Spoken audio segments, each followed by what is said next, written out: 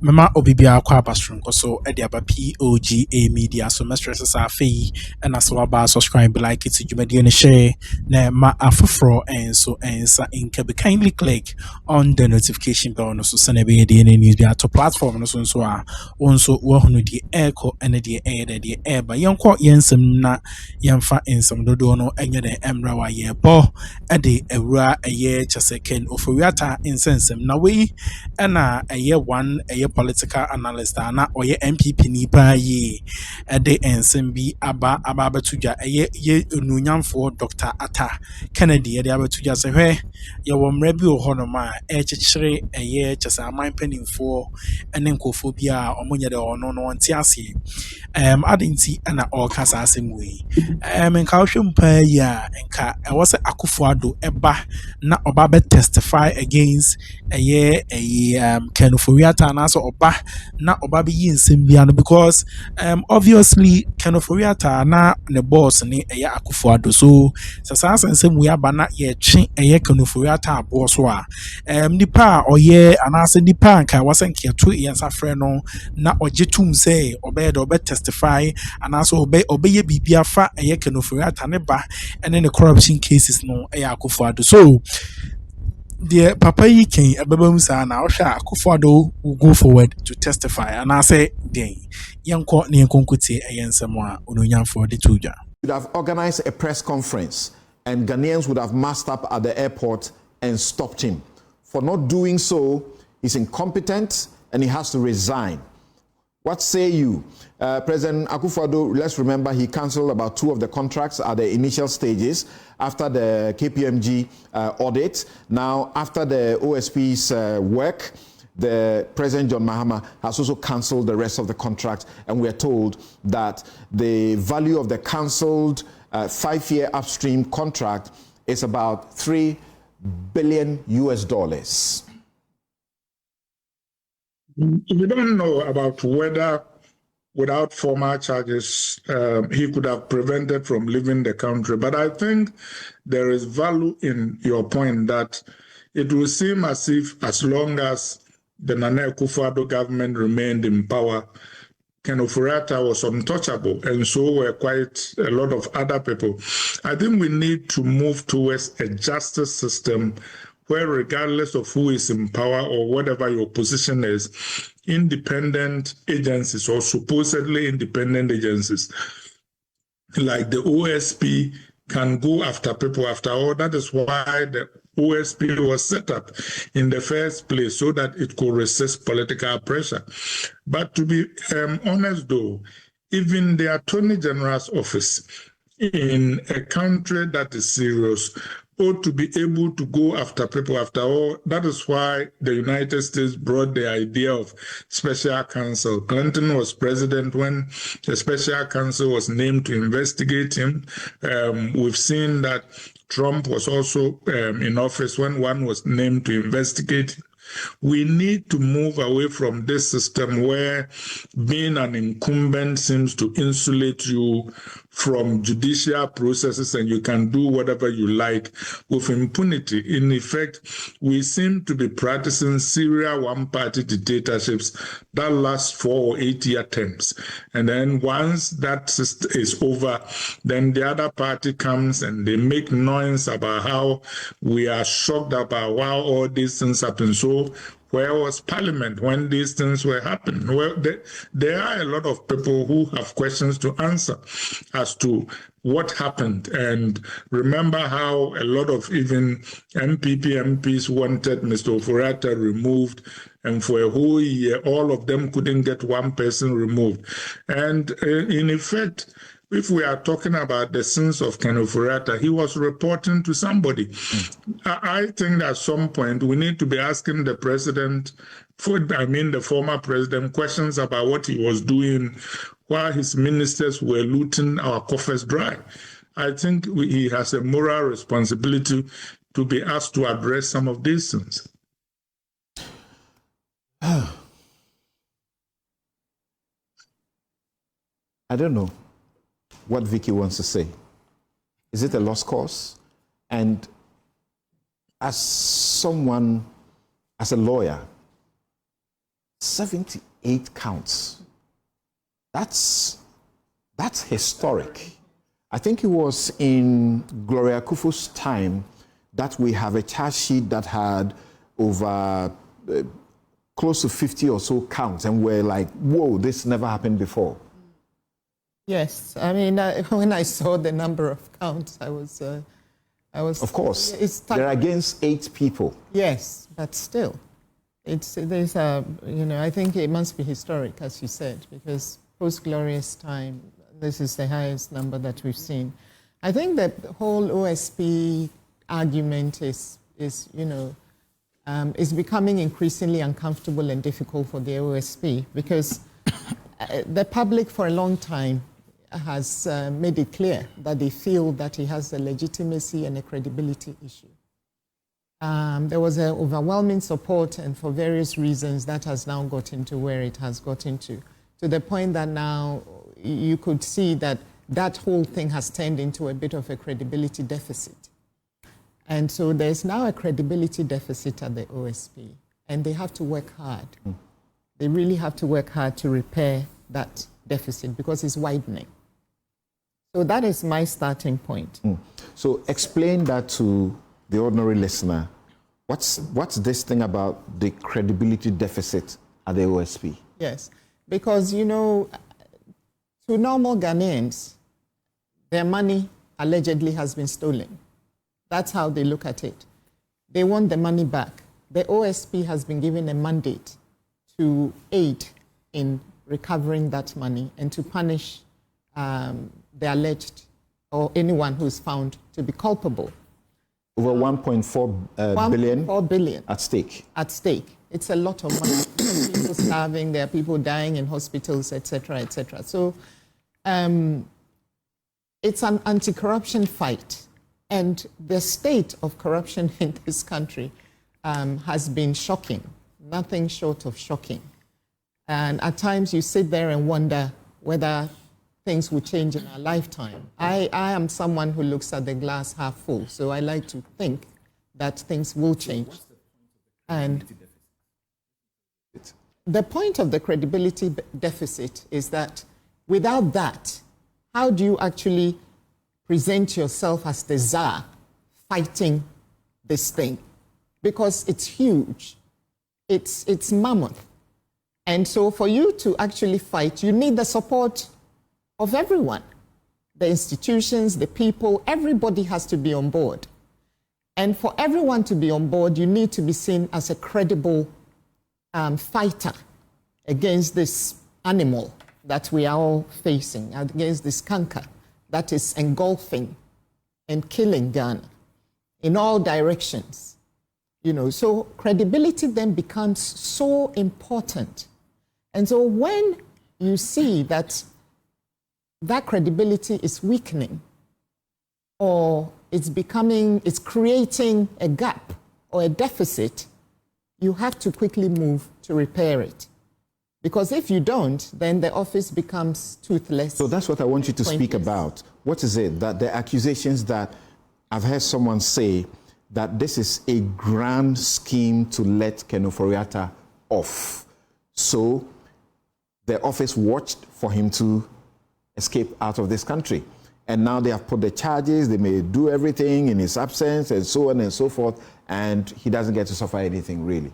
But of course, Dr. Arthur Kennedy disagrees that he doesn't suffer any reputational damage or something. Yes, I mean, I also, just to comment on that last point, I agree that you don't, you do suffer because you are now, if the person is convicted, they become a convicted criminal, a felon. So that obviously is not anything that any of us would want against our character, especially someone who has held such a high and very critical office. So back to the credibility issue, that this is a scheme to let him off the hook?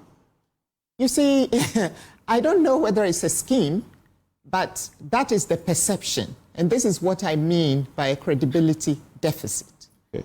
Because that is now the public's perception, rightly or wrongly. Because look, here we are, 78 charges.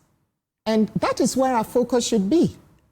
And instead, where is our focus? The focus is on the fact that the former minister was allowed to leave the country So the focus has shifted from where it should be. But that's not the OSP. Where we are now. So that's not a question of credibility to the OSP, right? No, I'm saying that the perception that we have or that the public has now led to a shift by the public into looking at the wrong thing, if you like, instead of, 70. I mean, this is a serious, and for us lawyers, it's historic.